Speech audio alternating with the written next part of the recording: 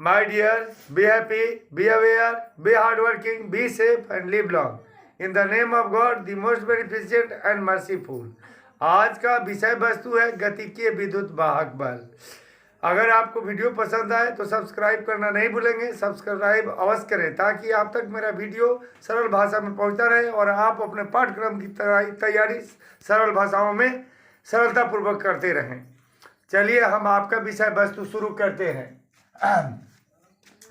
आपका टॉपिक है गतिकीय विद्युत वाहक बल, मोशनल इलेक्ट्रोमोटिव फोर्स। अब मान लिया कि एक समान चुंबकीय क्षेत्र में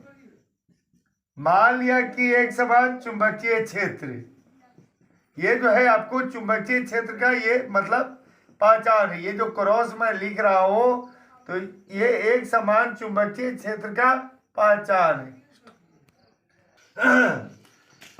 मान लिया कि एक समान चुंबकीय क्षेत्र में एल लंबाई का एक चालक ए बी वेक्टर भी वेग से गतिशील है।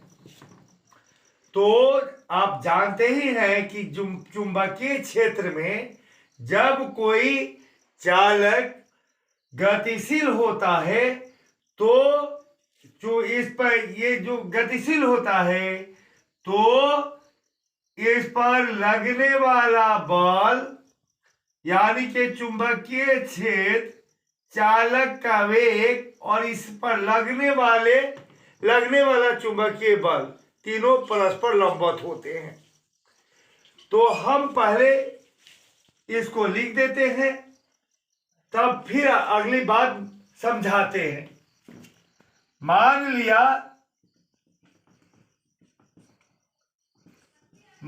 लिया कि एल लंबाई का चालक ए बी एक समान चुंबकीय क्षेत्र वेक्टर बी, ये क्रॉस दिखा दिया है कि समझ जाइएगा कि चुंबकीय क्षेत्र वेक्टर बी जो है क्रॉस से सूचित है। वेक्टर बी, ये क्रॉस का मतलब हो गया कि चुंबकीय क्षेत्र वेक्टर बी जो है ये क्रॉस से सूचित है। में वेग वेक्टर भी से गतिशील है। चालक के अंदर किसी धन आवेशित कण Q पर आरोपित चुंबकीय बल Fm, Fm बराबर क्या हो जाएगा? आपको पता है कि जब कोई ऐसे जो चालक चुंबकीय क्षेत्र में गतिशील होता है तो ऐसे या कोई आवेशित कण, कोई चालक या आवेशित कण चुंबकीय क्षेत्र में गतिशील होता है तो चुंबकीय बल और ये चुंबकीय बल, आवेश की गति यानी कि आवेश का वेग और चुंबकीय क्षेत्र तीनों परस्पर लंबवत होते हैं। और चुंबकीय बल Fm बराबर क्या होता है? Q इंटू वेक्टर भी क्रॉस प्रोडक्ट वेक्टर भी। अब इसका परिमाण, चुंबकीय बल का परिमाण, तो और यहाँ पर चूंकि बल क्या है? सदिश है, इसलिए चुंबकीय बल भी तो सदिश है, इसलिए इस पर भी वेक्टर रहेगा। अब इसका परिमाण, चुंबकीय बल का परिमाण यानी कि सीधे Fm, तो Fm बराबर क्या हो जाएगा? Fm बराबर हो जाएगा Q इंटू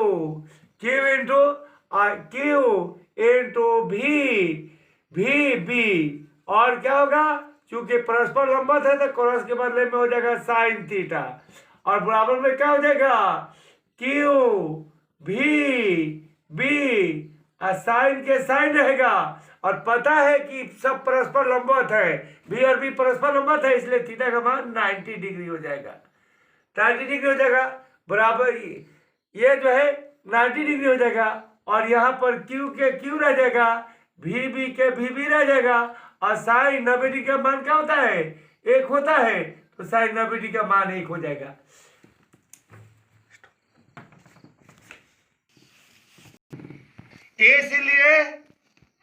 इसलिए एफ एम बराबर क्या हो जाएगा, भी बी क्यू भी बी, क्यू भी रह जाएगा।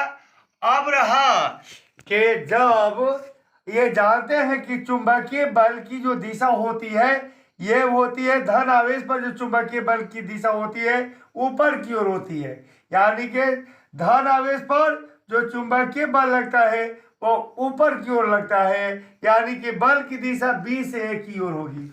तो ऐसे स्टेज में धन आवेश पर जब बल नीचे से बी से ए की ओर लगेगा तो इसका मतलब टोटल धन आवेश कहाँ होगा, ए पर जमा हो जाएगा। तो पहले लिख देते हैं कि बल की जो दिशा होगी वह कहाँ होगी, बल की दिशा बी से ए की ओर, चूंकि बल की दिशा जब बल की दिशा बी से ए की ओर होगी, तो ऐसे स्टेज में जानते हैं क्या हो गया, इसलिए क्या हो जाएगा, क्योंकि बल की दिशा बी से ए की ओर होगी, इसलिए क्या हो जाएगा, इसलिए ए बिंदु पर धन आवेश तथा ए बिंदु पर धन आवेश तथा बी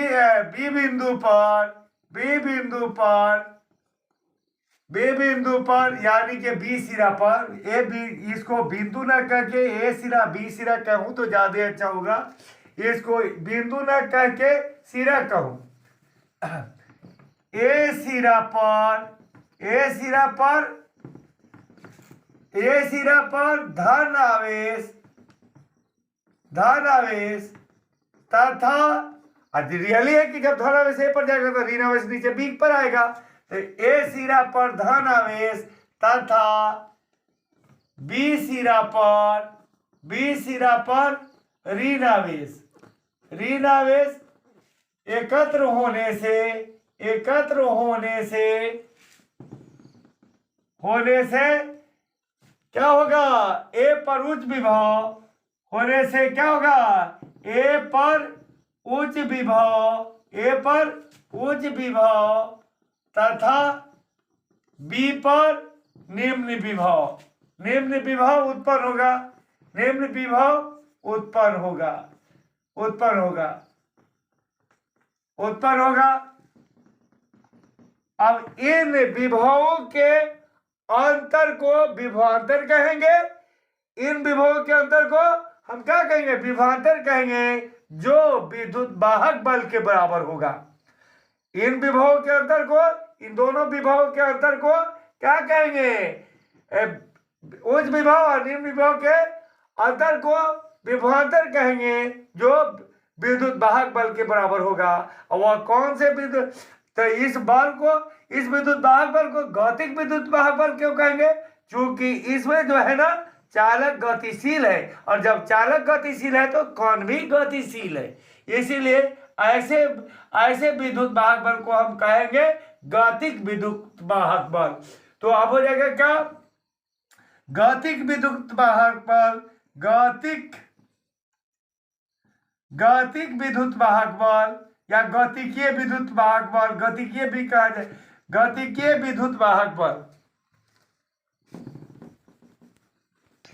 गतिकीय विद्युत वाहक बल, गतिकीय विद्युत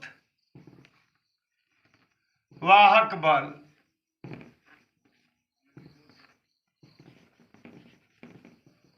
एप्सिलॉन बराबर हो जाएगा क्या, एप्सिलॉन बराबर हो जाएगा क्या, के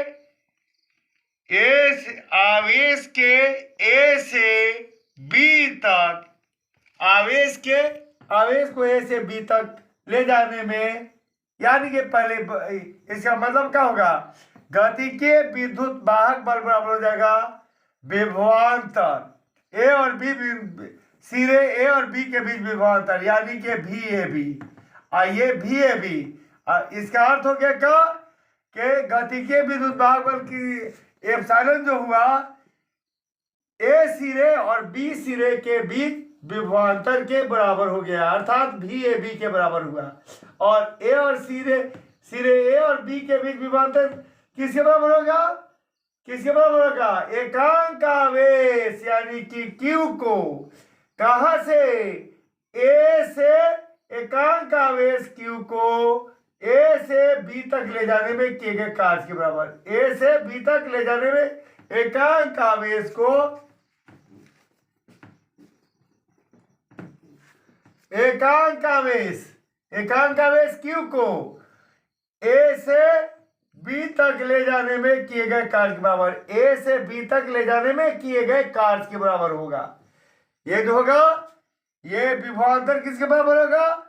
एक विभवांतर ए और बी सिरे के बीच जो विभवांतर होगा किसके बराबर हो जाएगा? एकांक आवेश क्यू को ए से बी ए सिरा से बी सिरा तक ले जाने में किए गए कार्य के बराबर। और चूंकि आप जानते हैं कि कार्य बराबर क्या होता है? बल गुने विस्थापन। तब बल तो यहाँ बल एफ एम है, गुने विस्थापन या चालक की लंबाई या चालक कितना है, कितना दूर विस्थापन हो रहा है ए से बी में? ए से बी तक का विस्थापन कितना हो सकता है? चालक की लंबाई के बराबर। तो चालक की लंबाई एल है, अब बटा क्यू के क्यू हो गया। और हम पहले से ये मान निकाल के रखे हुए हैं, एफ एम का मान हम निकाले हुए हैं, क्यू एफ एम का मान निकाले हुए हैं, क्यू भी निकाले हैं। और एल के एल रह जाएगा, अब बटा में क्यू के क्यू, बटा में ये क्यू के क्यू रह जाएगा, क्यू क्यू कट जाएगा। इसलिए हमारा गतिकीय विद्युत वाहक बल, इसलिए क्या गतिकीय जो विद्युत वाहक बल होगा, इसलिए गतिकीय विद्युत वाहक बल, गतिकीय विद्युत वाहक बल